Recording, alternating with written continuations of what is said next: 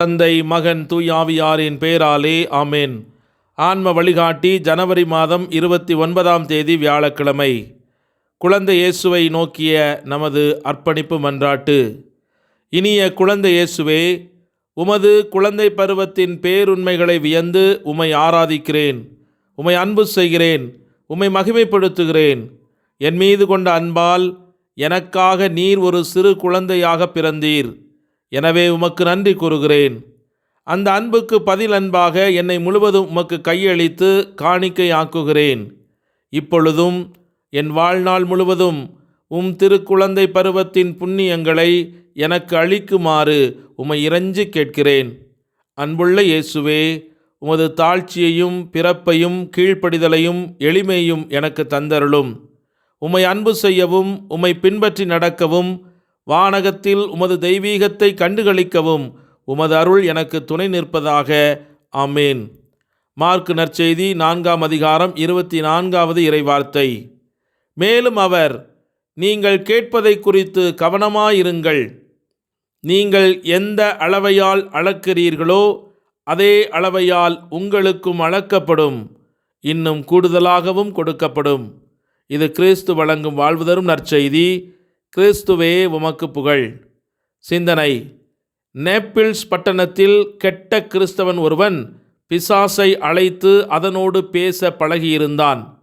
இப்படி இருக்கையில் ஒரு நாள் அவன் பிசாசுடன் பேசிக்கொண்டிருக்கும் போது பிசாசு அவனிடம் சொன்னது, தேவ நற்கருணையில் இயேசுநாதர் என்பது குருக்கள் கட்டி வைத்த கதை என்று சொன்னது. பிசாசு சொன்ன நியாயங்கள் அவன் உண்மை என்று விசுவசிக்க தொடங்கினான். ஒரு நாள் பரிபூரண பலன் பெறுவதற்காக ஏராளமான மக்கள் தேவ நற்கருணை வாங்குவதை அவன் கண்டு, அப்பத்தின் சிறிய துண்டுகளை இவர்கள் எத்தனை ஆசையோடு வாங்குகிறார்கள் என்று ஏளனம் செய்தான். ஆனால் நன்மை வாங்குபவர்களுக்குள்ளே பிரபுக்களும் சாஸ்திரிகளும் கூட வாங்குவதை அவன் கண்டபோது, இவர்களும் இந்த காரியத்தில் மோசம் போவார்களோ? நான் போகிறனே அல்லாமல் இவர்கள் மோசம் போகவில்லை, நான் போகிறனே தவிர இவர்கள் மோசம் போகவில்லை என்ற உறுதிப்பாட்டுக்கு அவன் வந்தான். இந்த காரியத்தில் பிசாசு சொன்னதை நான் விசுவசிப்பது முட்டாள்தனம் அல்லவா என்று சிந்தனை செய்து பழைய நினைவை விட்டு தேவ நற்கருணையில் இயேசுநாதர் இருக்கிறார் என்று விசுவசித்தான்.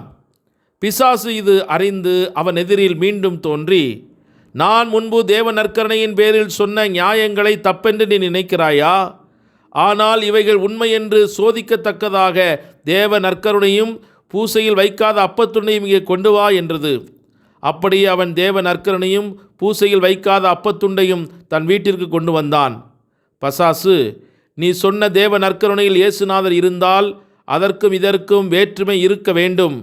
ஆனால் உற்று உற்று பார்த்தாலும் அதற்கும் இதற்கும் வேற்றுமை காணோம். ஆதலால் தேவ நற்கருணையில் கர்த்தர் இல்லை என்று நான் உனக்கு சொன்னது பொய்யல்ல, உண்மையே என்று சொல்லிற்று.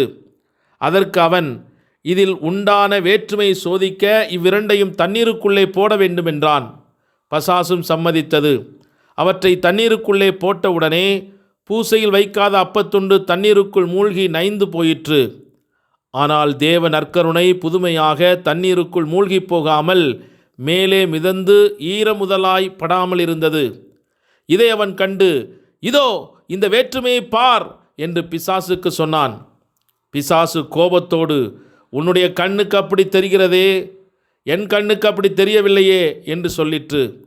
அப்போது அவன், இதை இன்னும் சோதிக்க ஒரு ஊசியினாலே தேவ நற்கருணையை குத்திய உடனே புதுமையாக இரத்தம் புறப்பட்டு வந்தது.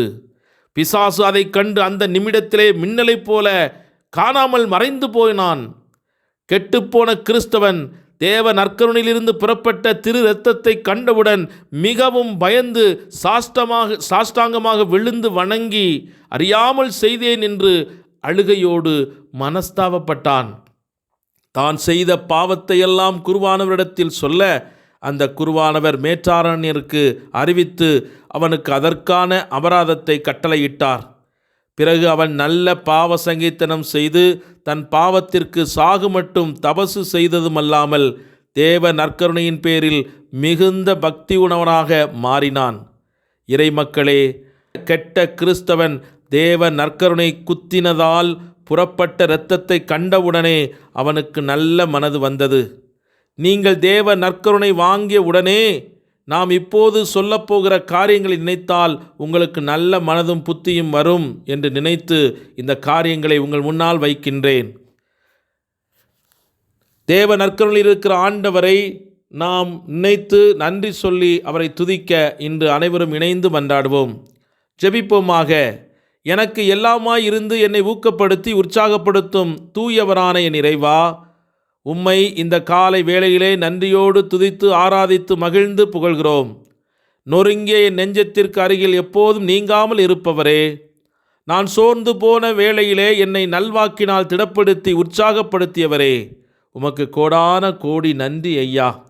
எங்களுடைய பலவீனத்திலும் எங்களுடைய தோல்விகளிலும் எங்களுடைய போராட்டங்களிலும் நீர் இன்று எங்களுக்கு உடனாக ஆறுதலாக இருந்து தூய ஆவியின் வல்லமை எங்கள் மீது பொழிந்து எங்கள் பலவீனத்தை பலமாக மாற்றுவீராக.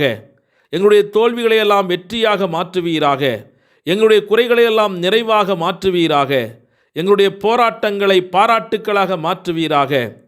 குறைவற்ற செல்வமாகிய உம்மை நற்கருணையில் கண்டடைந்து இன்று எங்கள் வாழ்வுக்குள் அனுமதித்து எம்மாவு சீடர்கள் பெற்றுக்கொண்ட தைரியத்தையும் வலிமையையும் பெற்று வாழ்வை எதிர்கொள்ள அருள் தருவீராக. வன்முறையற்ற சமூகத்திற்காகவும் சண்டை சச்சரவுகள் இல்லாத குடும்பங்களுக்காகவும் போட்டியற்ற பொருளாதார நலன்களுக்காகவும் அழிவற்ற மானுட வளர்ச்சிக்காகவும் போர்க்களமற்ற நாட்டுச் சூழலுக்காகவும் அமைதியான இயற்கை வாழ்வுக்காகவும் உம்மிடத்தில் இறைஞ்சி மன்றாடுகிறோம். இயற்கை சீற்றத்தினாலும் போர் பதட்டத்தினாலும் பல்வேறு தீமைகளின் எண்ணங்களினால் அலக்களிக்கப்பட்டிருக்கிற இந்த உலகத்திற்கு அமைதியும் சமாதானத்தையும் விடுதலையும் நீர் இன்று வழங்குவீராக. வாழ்வின் மையமாக விளங்கும் உம்மை என்றும் எங்கள் மனதில் நிறுத்தி நல்லதையே எண்ணவும் நல்லதையே பேசவும் நல்லதையே செய்யவும் பிறரோடு இணக்கமாக வாழ்ந்து உமது பிரசன்னத்தை உணரவும் எங்களுக்கு அருள் தாரும். ஆமேன். எல்லாமல்ல இறைவன் தந்தை மகன் தூய ஆவியானவர் உங்கள் அனைவரையும் நிறைவாக ஆசீர்வதித்து புனிதப்படுத்தி வழிநடத்துவாராக. ஆமேன். இயேசுவுக்கே புகழ், இயேசுவுக்கே நன்றி. மரியே வாழ்க. இயேசுவின் இரத்தம் ஜெயம்.